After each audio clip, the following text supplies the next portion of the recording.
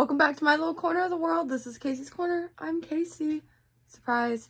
And I'm finally back with another What Makes a Hedgewitch video. Yay! I had a bit of a winter break. Cause yeah, winter was hard. It's still hard. We're in midwinter, ish here in my part of the world. We're just starting to get into winter. But I hope everybody had a great holiday season. I know I did. I needed the little vacation I had. I am working on a road trip video. For that, my family, we took a road trip down to the Texas Biking Festival. So yay!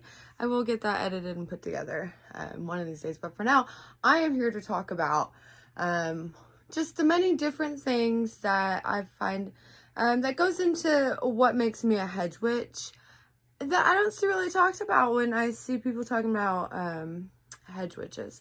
I saw a lot of aspects of my life not discussed. So this time I am talking about, I think this is what, episode 8 maybe? I don't know.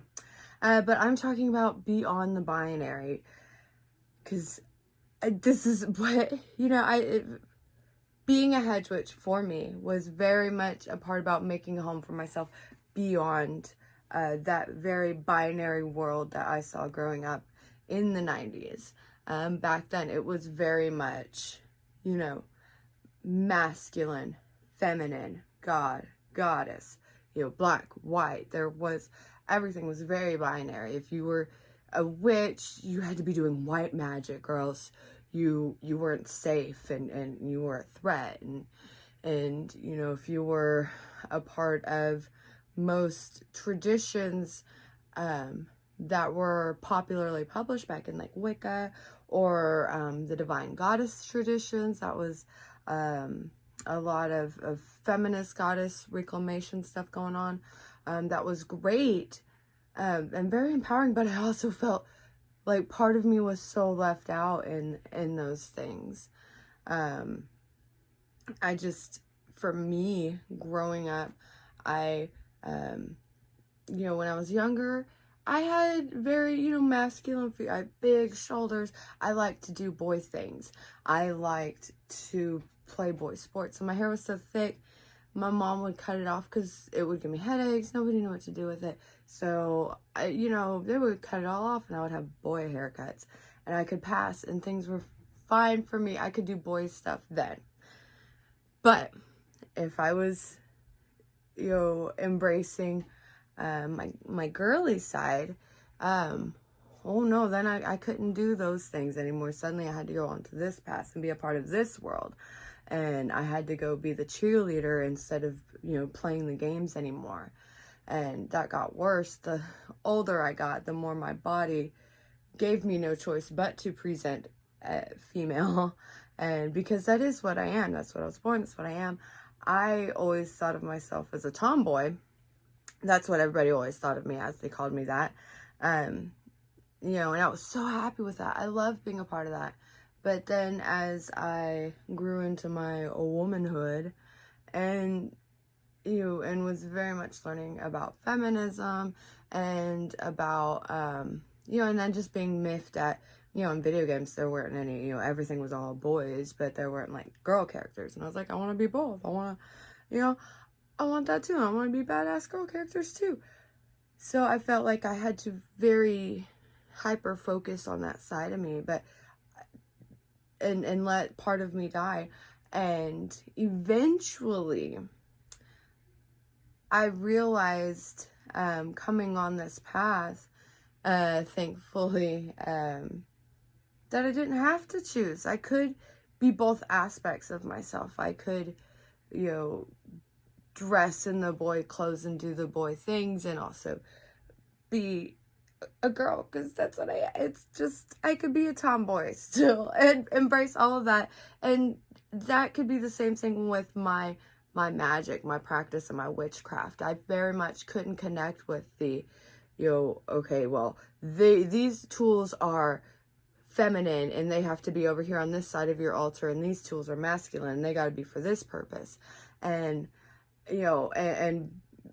and ritual, it was very much, okay, well, if you're feminine, you have to be over here on this side. You're masculine, you have to be over there. And there was no, like, they would just look at you, how you present, you go there. And it wasn't until I started being a part of the Pagan Unity Fest community and participating in those events. And it was one of the events the folks at the Hearth Wisdom store was leading.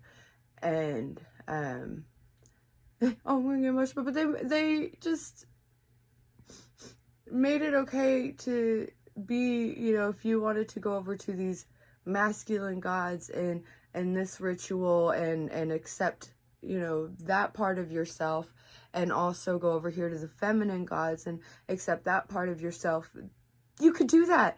Like, they broke down these walls that I had seen my whole life, and they showed me there's this whole world beyond these binary walls that had been put up for us. We could embrace our whole selves in our magic, and there was a place for us. And so being a part of that, doing that, and so very much helped me, you know, become who I am now and feel more fully embraced and confident in the things that I do and in my, you know, strong masculine side, or whatever that means to me. It doesn't have to mean anything to anybody else. It's just what it means to me. And, you know, I've learned to embrace that, and I don't have to live and same with like my magic, you know, black and white or gray. That became a thing for a very long time. You know, you're either one of those things, and it's the same thing. And it, you know, I'm, you know, a Hedgewitch, not because I'm, you know, practicing any black or green or white or any color magic. I'm just out here beyond those labels and beyond those walls. I'm just over here in the in-between realms, over in the hedges, and I'm happy with that. That's where I find my strength and power, and that's why I'm a Hedgewitch. That's what makes me a Hedgewitch. That's that's life beyond the binary, I guess.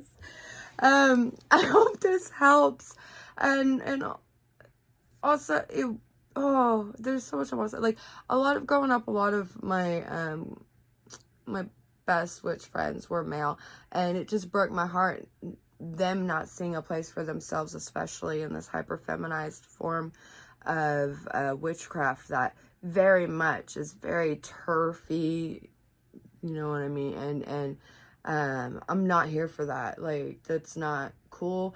It broke my heart, and that was another reason why it took me a long time to come back to claiming witch, claiming Hedgewitch, and finding my place in my craft and my label, and way to communicate, you know, to exist within this community, beyond just being pagan. That's, you know, it becoming, you know, finding this in-between place, and you know, it's important to me to make sure that I open those doors for others, and that others know that those walls don't have to be there. You know, if somebody's putting up those walls for you, come over here, baby. It's fine. It's fine. You don't need, that's not your community. You don't need a home there. You got a home over here beyond the hedge. All right. So that's it. Thank you guys so much for watching. I'm going to try to do more of these. Go check out, find me on my socials, especially on my Facebook, where it's Welcome to Casey's Corner.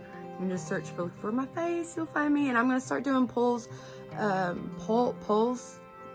Y'all know I can't say nothing with my darn accent. Anyways, but to help me, because I get stuck on, I have too many ideas what video should come next, and I get stuck. And I found I do a lot of group ritual stuff over in the Waba Coven for the Witch Bitch Amateur Hour. Go check them out. And I found polls are really useful. So check out my Facebook page, and I'm gonna start doing more polls. And so if you want to help me decide where I should take this series next, head on over. Also, I got a lot of pictures of my other projects and stuff are over there, so check that out. You can also find me on Instagram at KillyCasey325, the TikTok Twitter. I'm trying to reclaim that one. All my links will be down below in the description. And like, share, subscribe. Thanks so much for watching. Love you guys. Bye. Bye. Bye.